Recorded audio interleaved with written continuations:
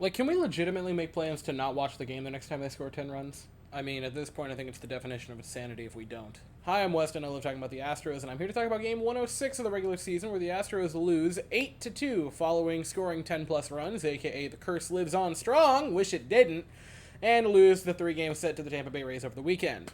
This game sucked, and there is not much more to go over than that. The Rays got out to an early lead in this game, 4 runs in the first inning, and just kind of never looked back.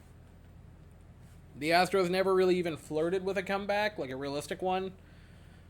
It was 6-0 before the Astros scored runs. They did make it 6-2, so, like, yeah, theoretically 4 runs in 4 innings isn't that big of a hurdle, but it just never felt like they were going to do it. And then the Astros completely punted on the game.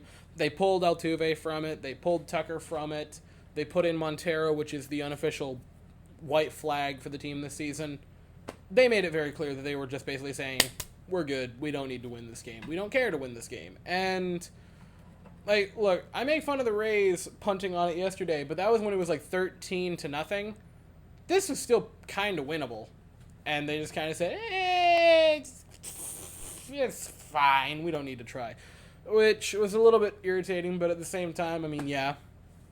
Some things can't be overcome, and I think the 10-run curse might just be one of those things.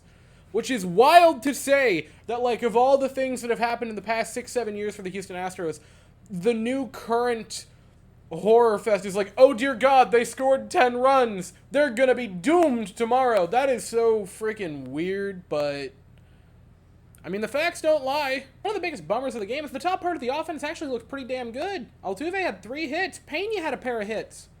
The middle infield looked great offensively. Everyone looked bad defensively. This was one of the worst played games I have ever seen by the Astros in the field. Like, oh my God. There were so many errors, or if there weren't technical errors. They only registered the Astros with 1 error today. Think about that fact. Only one of those plays from reaches into massive bag full of errors, pulls out note. Out of all of those, there was 1 error that they registered. That is bonkers, but that's not beside the point. The Astros looked awful in the field. Belak didn't look good, but he wasn't a dumpster fire. He had 3 unearned runs against him, and I don't even think that paints a fair depiction of it. He had absolutely no help from his team behind him. There is no other way to put it. It was just a bad overall day for the Astros. The pitching wasn't terrible, but it wasn't good. The offense wasn't terrible, but it wasn't good. And let me rephrase that. They had 10 hits offensively. That's not a bad game. That should spell more than 2 runs. It wasn't terrible, but it wasn't good. The fielding actually was just bad. I will say that. The fielding was genuinely bad. It was a no fun game for the Astros. There's no polite way to put it. Belak, again, not great. Maton was a disaster. 3 hits, 2 runs. I mean, he struck out a pair of guys, so that's neat. Kendall Graveman was back. That was neat. He looks happy to be back with the Astros. He seems happy. His interview was super encouraging. You hope an infectious attitude like that rolls around the entire clubhouse. He looks just so elated. Which, the first time he was here, he kind of didn't seem like that.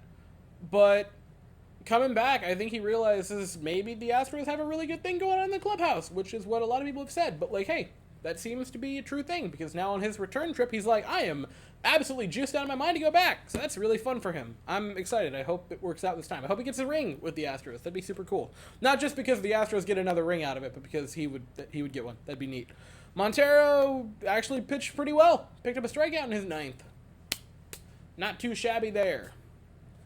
A lot of what I want to say about this game doesn't have to do any bit with the game. It has to do with the Rangers moves. It has to do with the Astros quotes. And frankly, there is just too much to talk about with it. My throat is feeling not great. I think it's allergies. I'm like 90% sure it's allergies. So I don't really want to talk all that much. And so the audible that I think I'm calling is tomorrow afternoon around 3 to 4, maybe 5-ish. I think I might stream for the deadline. Or if I decide to audible out of that and just do a different one, I might just stream the game and talk a lot about different stuff that happened over the deadline as a review.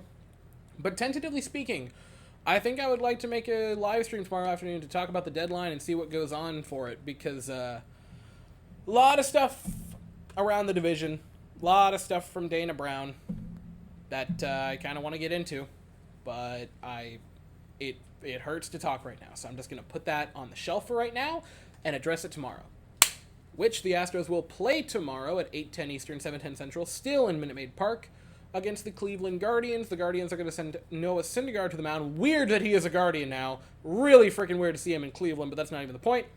He'll be on the mound for Cleveland. The Astros have not named a starter yet. I'll be here afterwards to talk about it, but as for right now, that is all I have to say. So if you enjoyed the video, please consider to like and subscribe. Thank you all so very much for watching. I hope you all have an absolutely fantastic day, and as always, go Astros.